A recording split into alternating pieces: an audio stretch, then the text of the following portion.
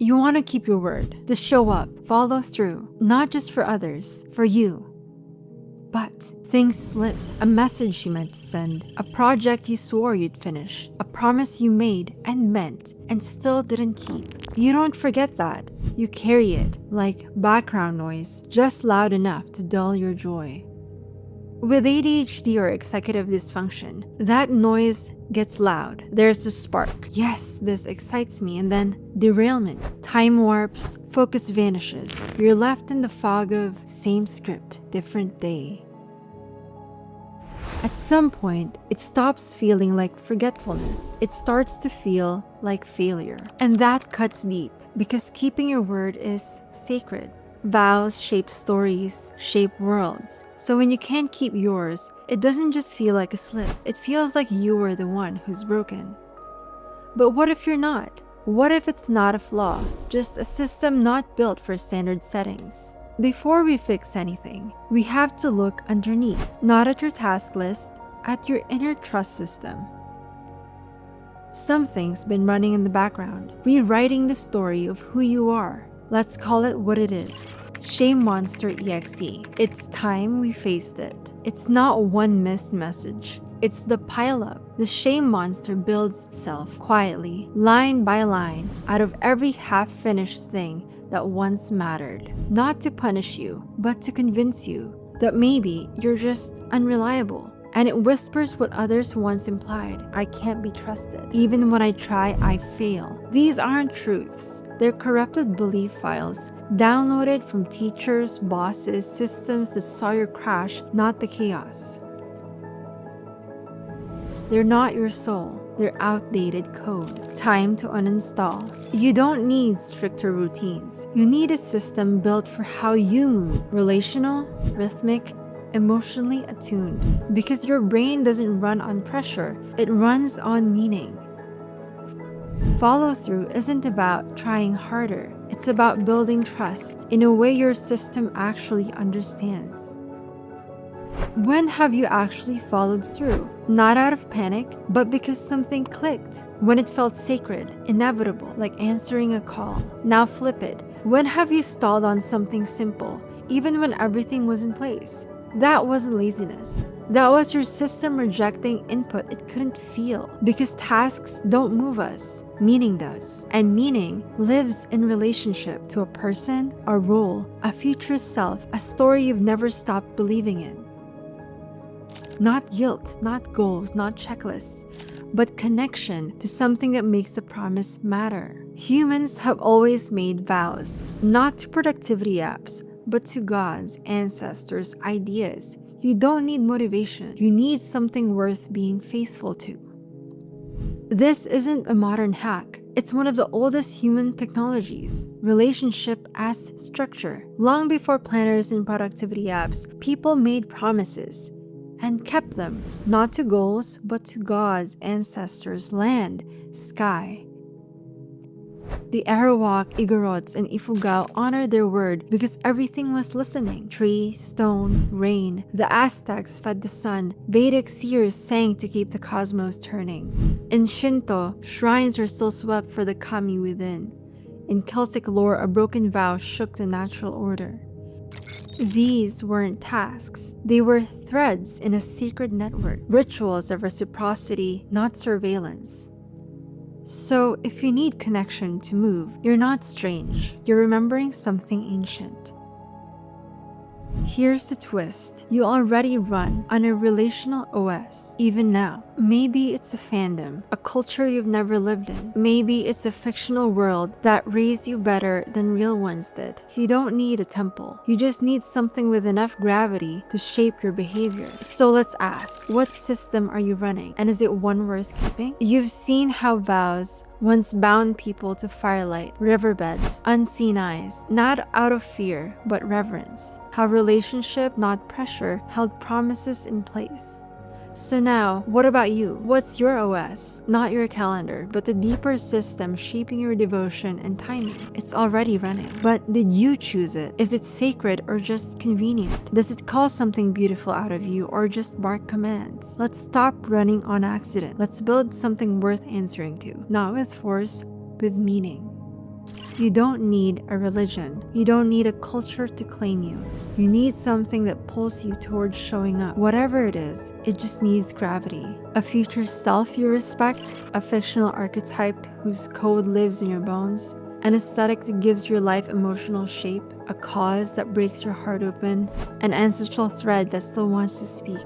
You're not faking, you're forging, choosing what your system responds to, and building a contract around it. If it stops resonating, you don't scrap the whole thing. You update the OS, not rigid, not dogma, ritual. Your OS must do more than organize. It must have meaning. It needs to root your tasks in story, give emotional logic. Why now? Why this? Why you?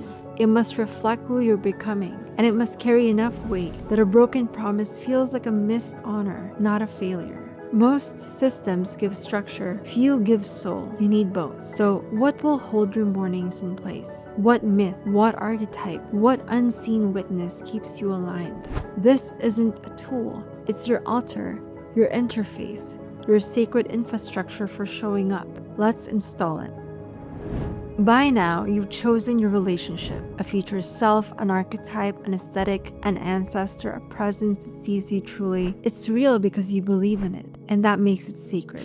This isn't a hack, it's a commitment. Because for you, follow through won't come from pressure, it comes from devotion. Like any bond worth keeping, it must be returned to, gently, regularly, with care. That's what ritual really is. Not perfection, not performance, just a steady act of remembering what matters and showing up for it again and again. This relationship gives you something no system can: gravity. You don't show up out of obligation. You show up because not showing up feels like a betrayal, not of rules, but of the intimacy you've built, the thread of trust that says, I'm with you. And like any real bond, it asks, what does it mean to do right by this today? What's the smallest act that still says, I'm here? This is what method actors do when they live the role, what lovers do after the honeymoon ends, what parents do, showing up tired but full of offering. You're not pretending, you're tending a sacred loop, and over time, it shapes you. You're not just accountable to this bond, you care for it. You're the steward, the listener, the one who keeps it alive with presence, not perfection. So don't ask, how do I force myself? Ask, how can I make this relationship proud today? What stokes the flame? What quiet act says, I haven't forgotten you? That's how you return, not from guilt, but from love. Because you're not a project to fix. You're a person in relationship with something holy, and every time you return, even in small ways, you keep the thread alive. You remind yourself this bond is still sacred, still burning, still yours. This was never about productivity. It was about trust, the kind that forms between you and the relationship that matters most. The one no one taught you how to tend. The one that whispers, will you come back today? Because real relationship isn't a tool. It's a living agreement. Whether it's a future self, a spirit, a story, or something unnamed, what matters is that it matters to you. You don't need to be perfect. You just need to return. Come back tired. Come back late. Come back unsure. The magic isn't coming back at all. So leave with this one sacred question. What relationship do I want to honor with my actions today? Let that guide you. And when shame creeps in, don't spiral. Just whisper, I want to come back now. It will still be there. Because real relationship forgives. It endures. And the one you're building was never meant to be fragile. It was meant to be faithful. So keep this sequence in mind. Meaning equals trust, not cause and effect, equivalence. Trust is what meaning feels like in the body. It's the quiet sense of, I believe in this. I can return to this. This matters. That's what trust is. That's what meaning is. Same pulse, different names. But trust doesn't stay alive on its own. It's built through effort, small, imperfect returns that say, I'm still with this. I haven't left. That's how trust becomes lived, not just felt. And once you're making an effort, you naturally become self-aware. Am I doing this right? Is this really me? Effort creates reflection. It tunes you to your own signal. But how do you know what right even feels like? That's where internal standards emerge, not from checklists or systems, but from within. Your own felt sense of integrity, your own way of knowing when you're in alignment. And where did that come from? Your relational OS, the inner architecture shaped by the relationships you serve. Maybe it's a future self, maybe it's a memory, a lineage. Whatever you've chosen is sacred. That's the system shaping your standards. And beneath that OS is the root of it all. What matters to you? Not what you were taught to care about. What your body grieves for, longs for, lights up for. That's the origin. So here's the shape. Meaning equals trust. Built through effort. Guided by self-awareness. Measured by internal standards. Shaped by your relational OS. Rooted in what matters to you. This is the architecture of action. This is how something becomes sacred, not through pressure, but through relationship. You don't need to push harder. You just need to return to the root every time, as many times as it takes. Welcome back, operator. The relationship is waiting.